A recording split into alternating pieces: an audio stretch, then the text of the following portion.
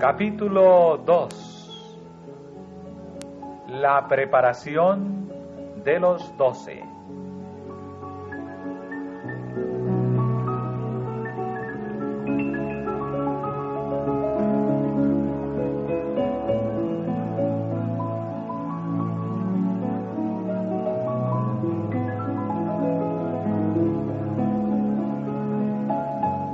Para continuar su obra, Cristo no escogió la erudición o la elocuencia del Sanedrín judío o el poder de Roma.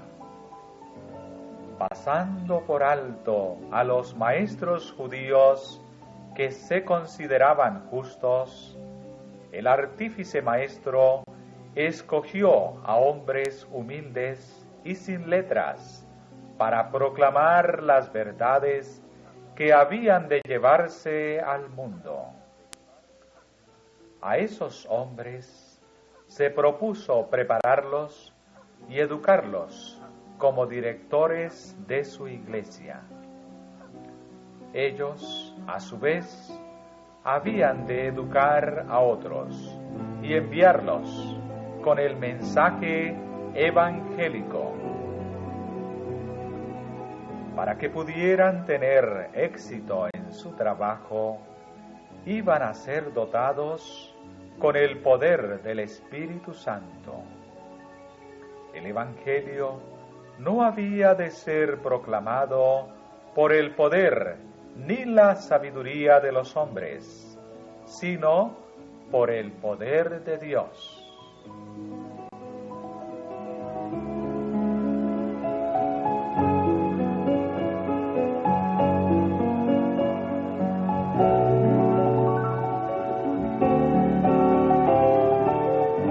Durante 3 años y medio, los discípulos estuvieron bajo la instrucción del mayor maestro que el mundo conoció alguna vez. Mediante el trato y la asociación personales, Cristo los preparó para su servicio. Día tras día caminaban y hablaban con él. Oían sus palabras de aliento a los cansados y cargados, y veían la manifestación de su poder en favor de los enfermos y afligidos. Algunas veces les enseñaba sentado entre ellos en la ladera de la montaña. Algunas veces junto a la mar o andando por el camino, les revelaba los misterios del reino de Dios. Donde quiera hubiese corazones abiertos a la recepción del mensaje divino, exponía las verdades del camino de la salvación. No ordenaba a los discípulos que hiciesen esto o aquello, sino que decía: seguidme. En sus viajes por el campo y las ciudades, los llevaba consigo, para que pudiesen ver cómo enseñaba a la gente. Viajaban con él de lugar en lugar. Compartían sus frugales comidas y como él, algunas veces tenían hambre y a menudo estaban cansados. En las calles atestadas, en la ribera del lago, en el desierto solitario, estaban con él. Le veían en cada fase de la vida.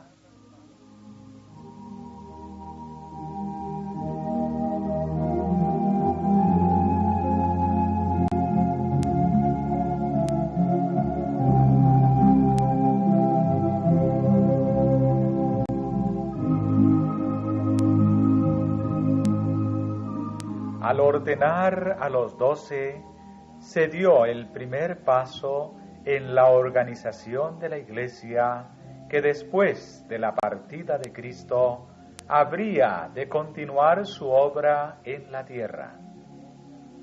Respecto a esta ordenación, el relato dice: y subió al monte y llamó así a los que él quiso, y vinieron a él. Y estableció 12 para que estuviesen con él y para enviarlos a predicar.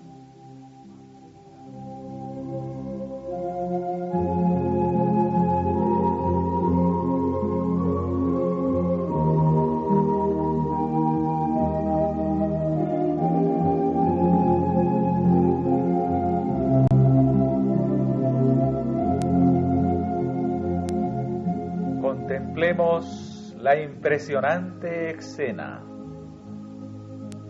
Miremos a la majestad del cielo rodeada por los 12 que había escogido. Está para apartarlos para su trabajo. Por estos débiles agentes, mediante su palabra y espíritu, se propone poner la salvación al alcance de todos.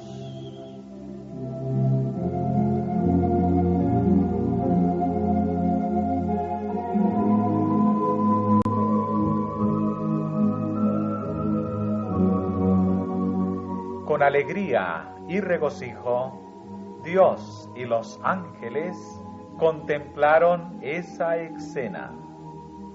El Padre sabía que la luz del cielo habría de irradiar de estos hombres, que las palabras habladas por ellos como testigos de su Hijo repercutirían de generación en generación hasta el fin del tiempo.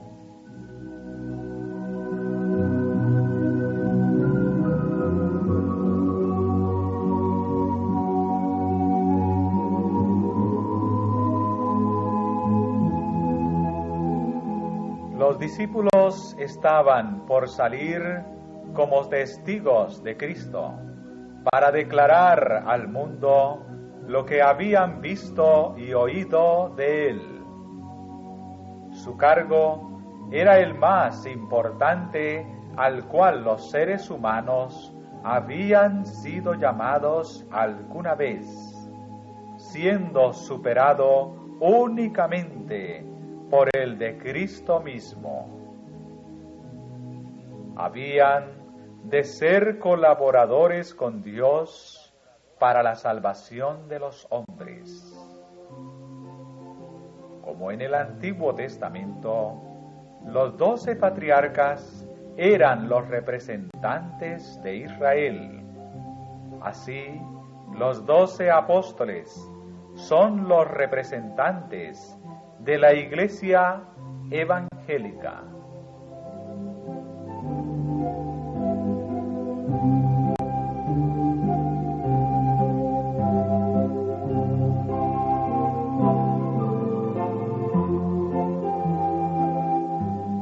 Durante su ministerio terrenal, Cristo empezó a derribar la pared divisoria levantada entre los judíos y gentiles, y a predicar la salvación a toda la humanidad.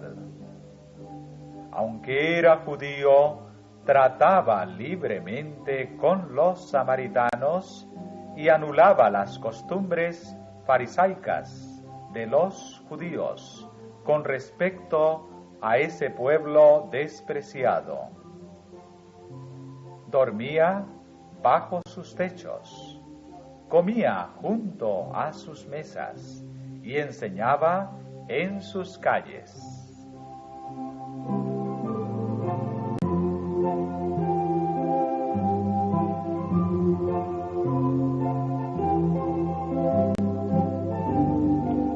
El Salvador anhelaba exponer a sus discípulos la verdad concerniente al derribamiento de la pared intermedia de separación entre Israel y las otras naciones. La verdad de que los gentiles sean juntamente herederos con los judíos y consortes de su promesa en Cristo por el Evangelio. Esta verdad fue revelada en parte cuando recompensó la fe del centurión de Capernaum y también cuando predicó el Evangelio a los habitantes de Sicar. Fue revelada todavía más claramente en ocasión de su visita a Fenicia, cuando sanó a la hija de la mujer cananea. Estos incidentes ayudaron a sus discípulos a comprender que entre aquellos a quienes muchos consideraban indignos de la salvación, había almas ansiosas de la luz de la verdad.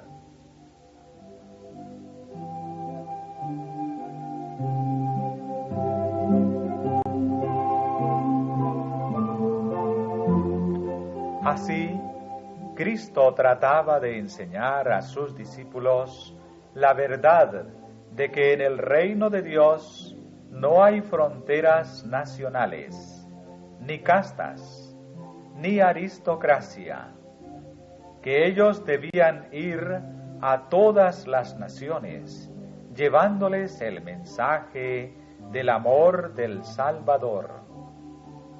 Pero solo más tarde comprendieron ellos en toda su plenitud que Dios, de una sangre, ha hecho todo el linaje de los hombres, para que habitasen sobre toda la faz de la tierra, y les ha prefijado el orden de los tiempos y los términos de la habitación de ellos, para que buscasen a Dios, si en alguna manera palpando le hallen, aunque cierto, no está lejos de cada uno de nosotros.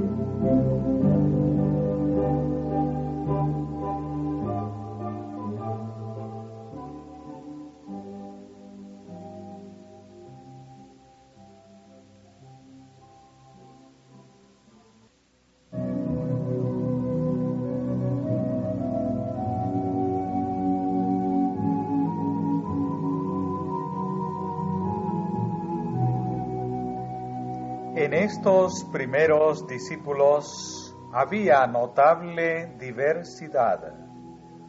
Habían de ser los maestros del mundo y representaban muy variados tipos de carácter.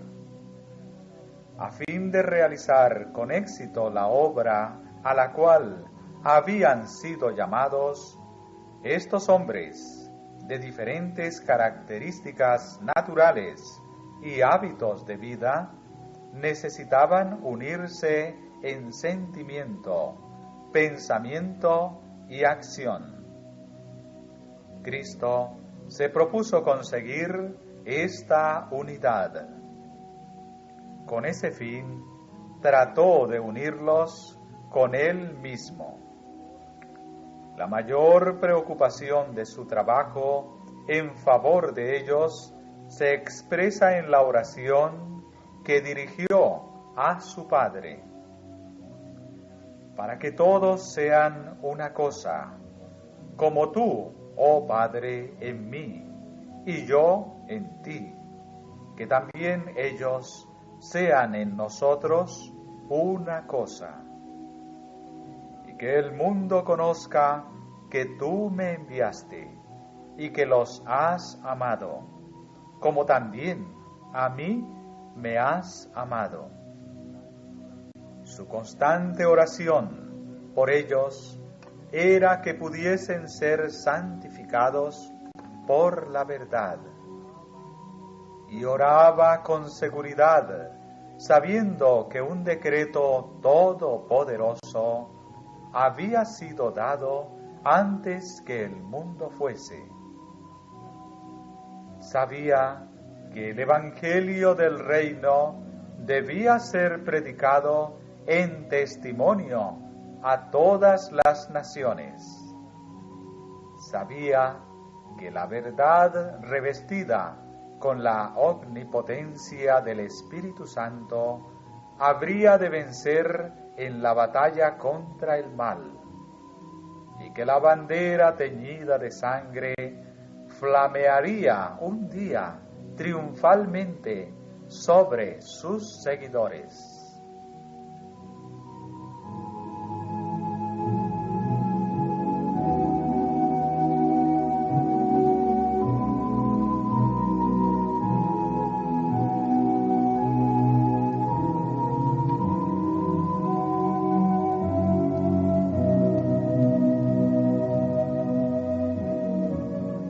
Cuando el ministerio terrenal de Cristo estaba por terminar y él comprendía que debía dejar pronto a sus discípulos para que continuaran la obra sin su superintendencia personal, trató de animarlos y prepararlos para lo futuro.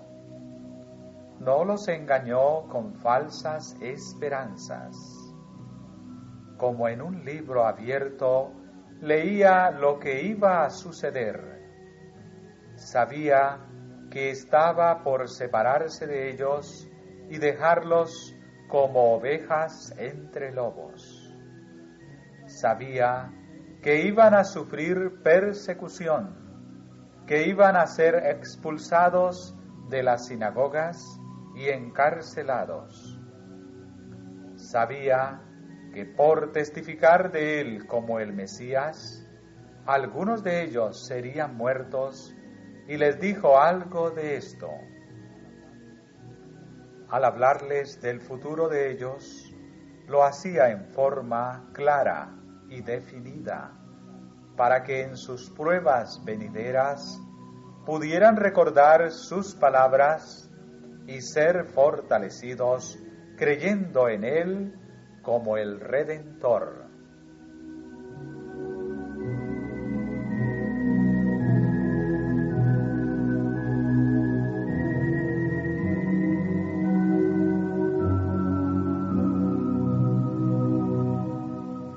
Les habló también palabras de esperanza y valor. No se turbe vuestro corazón, dijo. Creéis en Dios, creed también en mí. En la casa de mi Padre muchas moradas hay. De otra manera os lo hubiera dicho. Voy, pues, a preparar lugar para vosotros. Y si me fuere y os aparejare lugar, vendré otra vez y os tomaré a mí mismo, para que donde yo estoy, vosotros también estéis. Y sabéis a dónde yo voy, y sabéis el camino. Por amor a vosotros he venido al mundo. Por vosotros he trabajado. Cuando me vaya, todavía trabajaré fervientemente por vosotros. Vine al mundo para revelarme a vosotros, para que pudierais creer. Voy a mi Padre, y a vuestro Padre, para cooperar con Él en favor vuestro.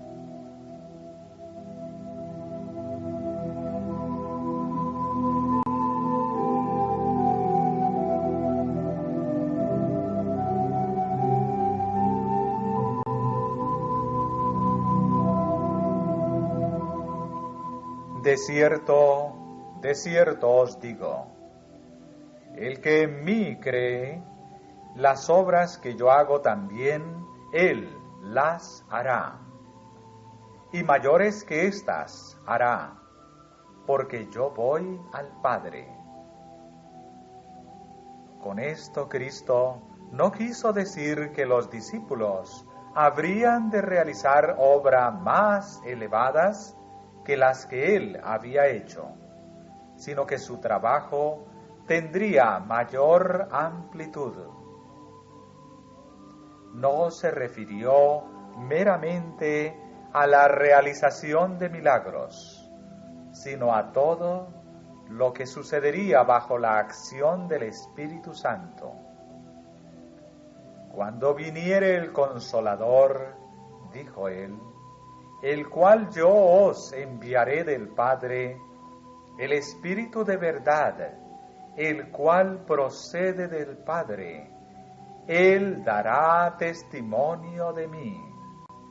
Y vosotros daréis testimonio porque estáis conmigo desde el principio.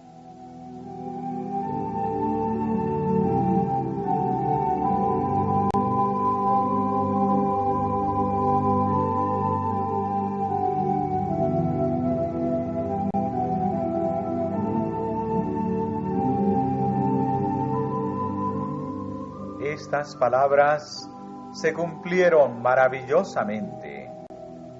Después del descenso del Espíritu Santo, los discípulos estaban tan llenos del amor hacia Cristo y hacia aquellos por quienes Él murió, que los corazones se conmovían por las palabras que hablaban y las oraciones que ofrecían.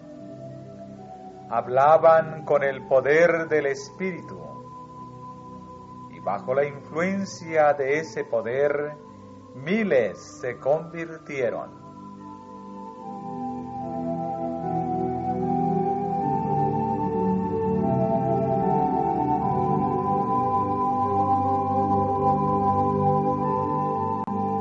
Como representantes de Cristo, los apóstoles iban a hacer una impresión definida en el mundo.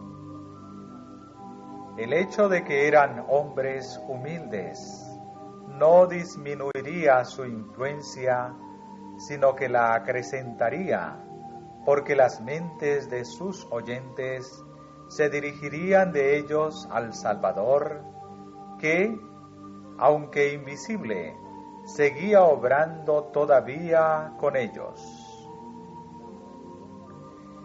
La maravillosa enseñanza de los apóstoles, sus palabras de valor y confianza, darían a todos la seguridad de que no obraban ellos por su propio poder, sino por el poder de Cristo.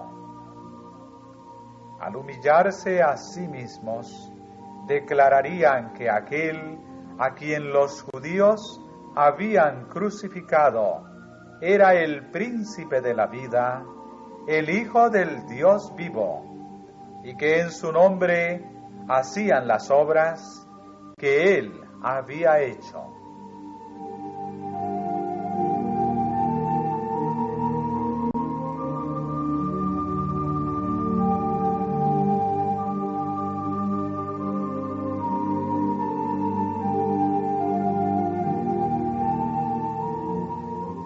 En su conversación de despedida con sus discípulos, la noche antes de la crucifixión, el Salvador no se refirió a los sufrimientos que había soportado y que debía soportar todavía.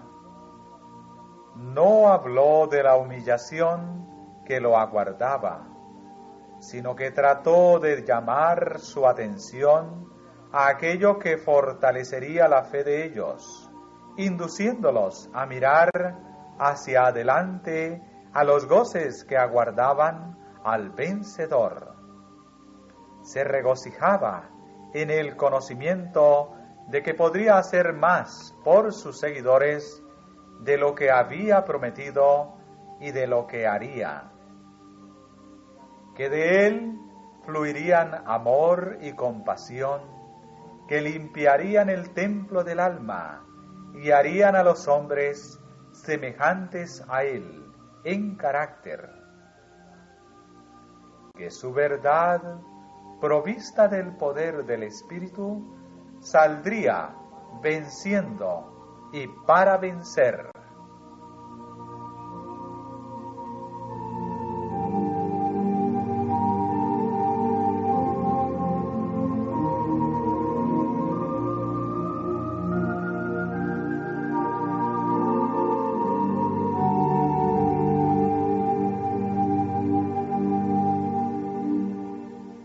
Estas cosas os he hablado, dijo, para que en mí tengáis paz.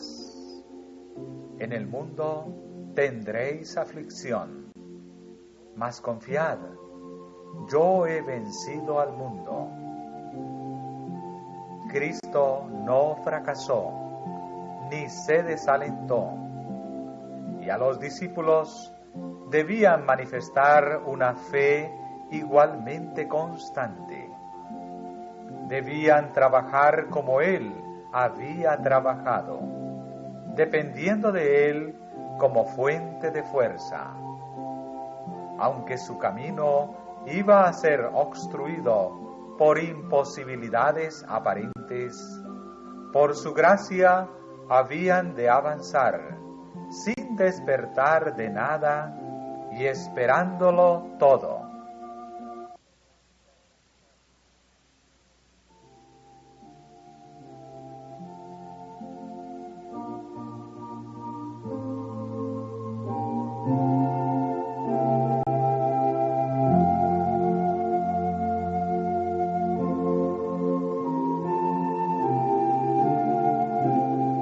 Cristo había terminado la obra que se le había encomendado que hiciera. Había reunido a aquellos que habrían de continuar su obra entre los hombres. Y dijo: he sido glorificado en ellos, y ya no estoy en el mundo, pero estos están en el mundo, y yo voy a ti. Padre Santo, guárdalos en tu nombre, el que me has dado, para que ellos sean una cosa como lo somos nosotros.